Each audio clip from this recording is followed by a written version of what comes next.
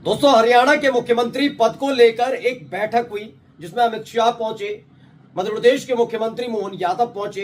पहले से ही पता था अमित शाह को कि अनिल विज को इस बार समझाना बड़ा मुश्किल होने जा रहा है, लेकिन आखिरकार अनिल विज ने आगे आकर खुद नायाब सिंह सैनी के नाम का प्रस्ताव रखा। उनके साथ एक और बीजेपी विधायक थे जिन्होंने आगे आकर प्रस्ताव रखा कि हाँ, नायाब सिंह सैनी ही मुख्यमंत्री होंगे। उसके बाद तरह तरह से गोदी मीडिया चीख चीख कर बता रही है कि देखिए, चाणक्य का दाव इस बार काम कर गया है। 17 अक्टूबर को शपथ ग्रहण समारोह होने जा रहा है, लेकिन ये खुशियां पूरी तरीके से बीजेपी मना पाती, लेकिन उससे पहले ही अनिल विज ने एक बहुत बड़ा धमाका कर दिया है।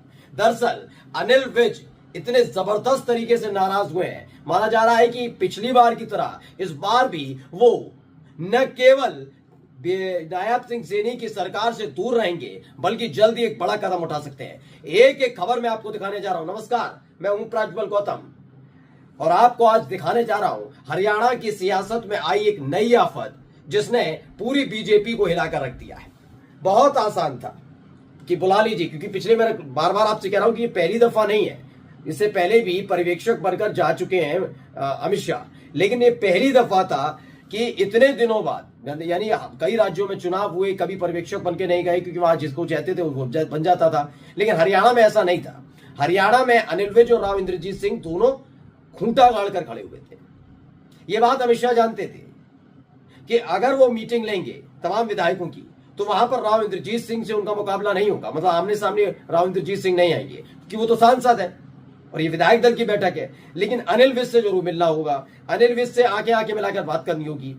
अनिल विज को मनाने के लिए कई तरह के प्रयास किए गए और आखिरकार वो कामयाब हुए। मैं इस बात में कोई गुरेज नहीं करता कि हाँ, ये कामयाब हुए, लेकिन ये कामयाबी अगर घंटे 2 घंटे की है तो इसे नाकामयाबी से भी बदतर कहा जाएगा। पहले मैं आपको दिखाने जा रहा हूं खबर। हरियाणा, अमित शाह की मौजूदगी का असर, खुद अनिल विज ने रखा सैनी के नाम का प्रस्ताव।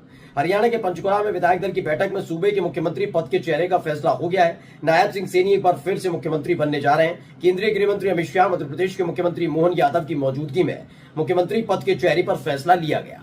यानी मुख्यमंत्री कौन होगा, इस पर फैसला कर लिया गया। नायाब सिंह सैनी के नाम पर ही सहमति बनाने के लिए अमित शाह यहाँ पर आए थे, खासतौर पर क्योंकि पहले ही ऐलान कर दिया गया था कि नायाब सिंह सैनी ही मुख्यमंत्री होंगे, कोई और चेहरा बदलेगा नहीं। लेकिन चुनाव से पहले 5 तारीख को वोटिंग वाले दिन और 8 अक्टूबर को जब नतीजे आए, इन तीनों ही वक्त में लगातार अनिल विज ने अपनी दावेदारी ठोकी थी कि अगर मुख्यमंत्री बनाया जाएगा तो मैं मना नहीं करूंगा, तमाम बातें, और उनके दिल की कसक भी है। तो ऐसे में क्या किया गया कि अनिल विज को आगे रखा गया कि अनिल विज की दावेदारी यहीं खत्म हो जाएगी अगर इन्हें प्रस्तावक बना दिया जाए।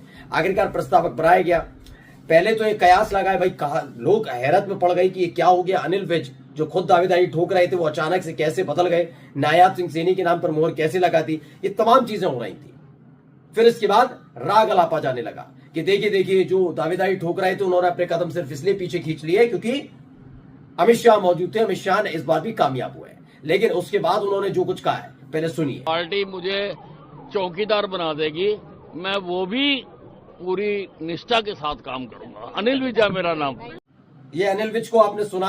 अनिल विज कहते हैं, ये वी विल बैट फर्स्ट के नाम से ट्विटर हैंडल है, उसने ट्वीट किया। चेहरे की मुस्कान बता रही है कि गुस्से में अनिल विज, और इसमें कहते हैं कि अनिल विज नाम है मेरा।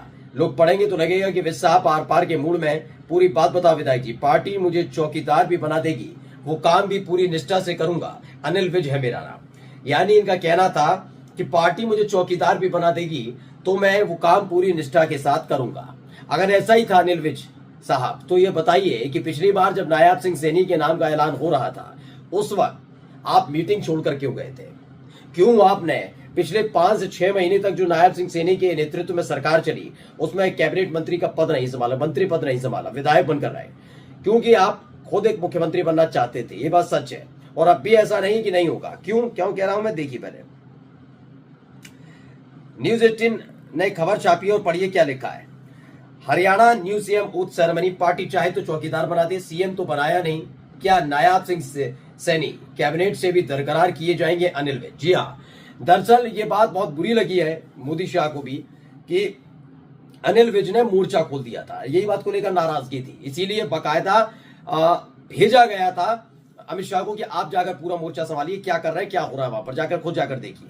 अमित शाह वहां पर पहुंचे तो मामले को संभालने की कोशिश की, लेकिन इसका तोहफा भी जल्द मिल गया है। दरअसल माना जा रहा है कि अनिल विज इस बार शपथ नहीं लेंगे, यानी 17 अक्टूबर को कल जब शपथ हो रही होगी तो उस वक्त अनिल विज आपको एक बार फिर से नजर आ सकते हैं, लेकिन सामने वाली सीट पर नजर आ सकते हैं।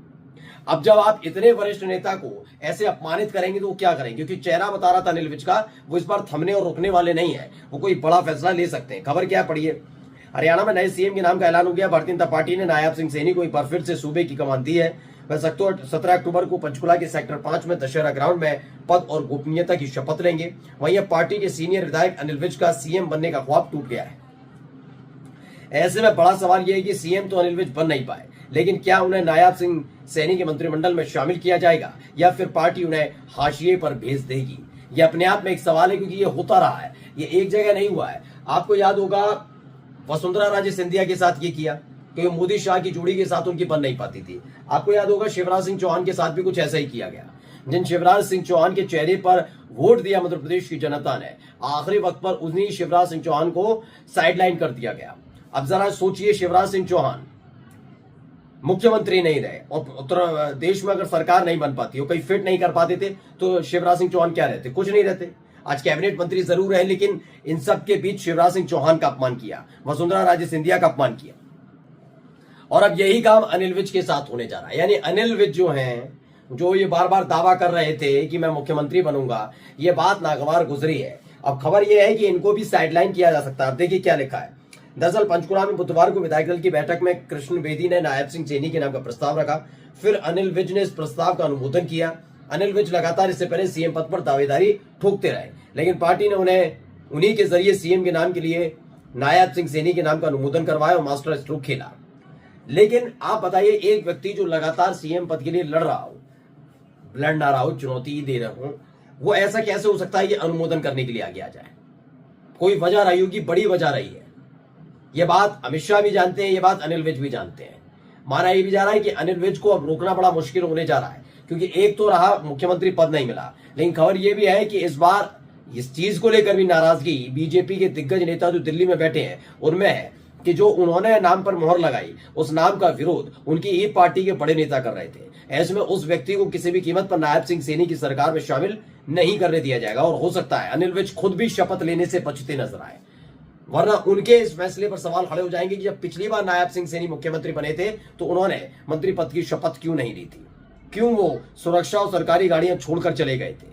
ये तमाम चीजें बतानी होगी। कुल मिलाकर अगर जो लोग सोच रहे हैं ना कि हरियाणा में बगावत थम गई है, अभी थमी नहीं है, ये तो शुरुआत है। तो यहीं से होगा खेल शुरू, क्योंकि अनिल विज, जिन्होंने कहा अनिल विज नाम है मेरा, वाकई हरियाणा की राजनीति में बीजेपी के अंदर अनिल विज का नाम बोलता है। नमस्कार।